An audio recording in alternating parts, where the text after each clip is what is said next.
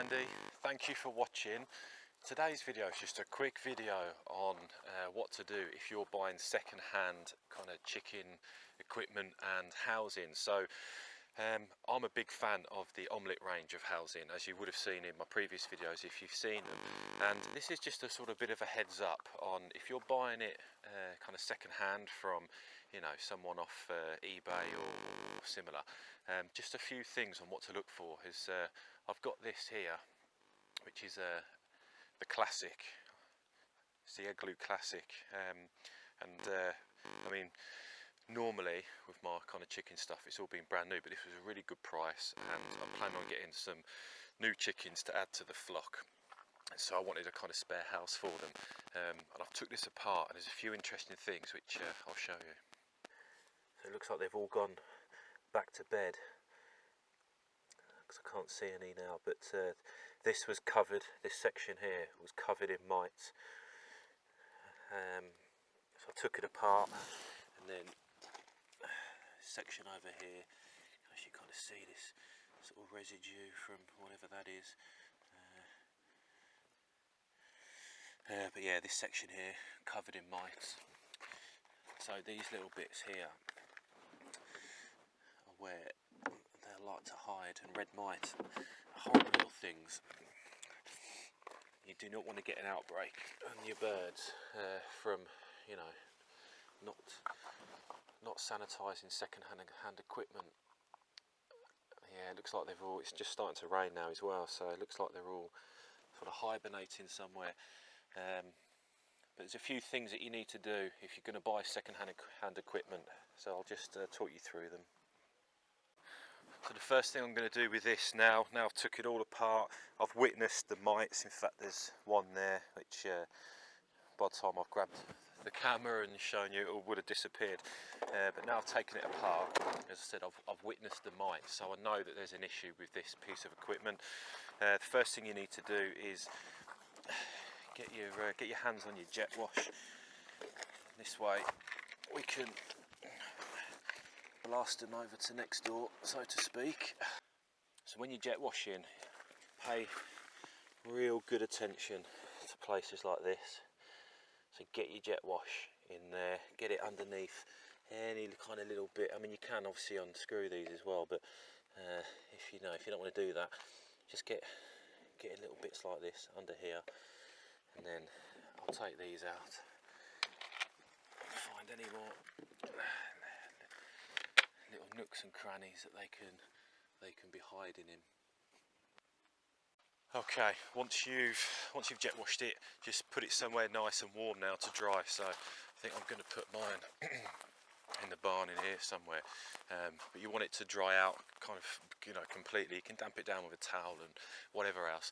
And then once it's dry, there's a few more things I'm going to add to it to further eradicate the mite issue, because jet washing it will get rid of the majority of them, but it might not kind of get rid of all of them. And before that goes anywhere near my girls, I need to make sure it's proper. So once your kind of second-hand coop or whatever it is you've bought, once it's dried, there's a few more kind of products that you can add to it to further reduce that outbreak of mites reoccurring. But the first thing I would always put on any second-hand kind of chicken equipment is some antiviral and antibacterial spray.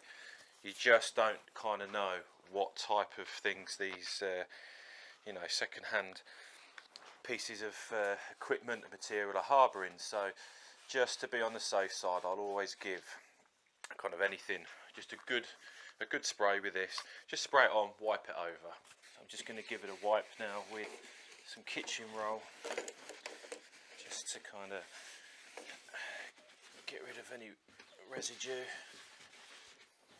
Right, once you've kind of disinfected your equipment, the next bit of advice I would probably give is to use some mite and lice powder. So this is what you can put on your birds as well, and also I mean, if you've kind of watched some of my other videos as well, when I kind of clean my egg glue out, which I kind of do, well, my cube, Igloo cube, which I do once a week, I'll normally just kind of go around the nooks and crannies with some of this as well. But at this point it's quite important that I now douse this new bit of equipment, this new house, with this as well. So I'm just going to focus on the nooks and crannies where obviously I witnessed excuse me, where I witnessed the mites and the little creepy crawlies. So I'm just going to start dousing it.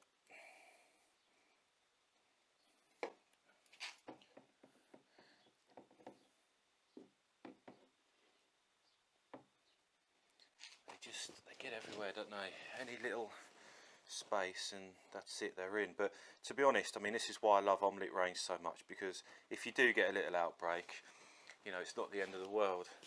You can kind of take these things apart so easily and just kind of do what I've done now, just, you know, give them a bit of a jet wash and a bit of a tidy up.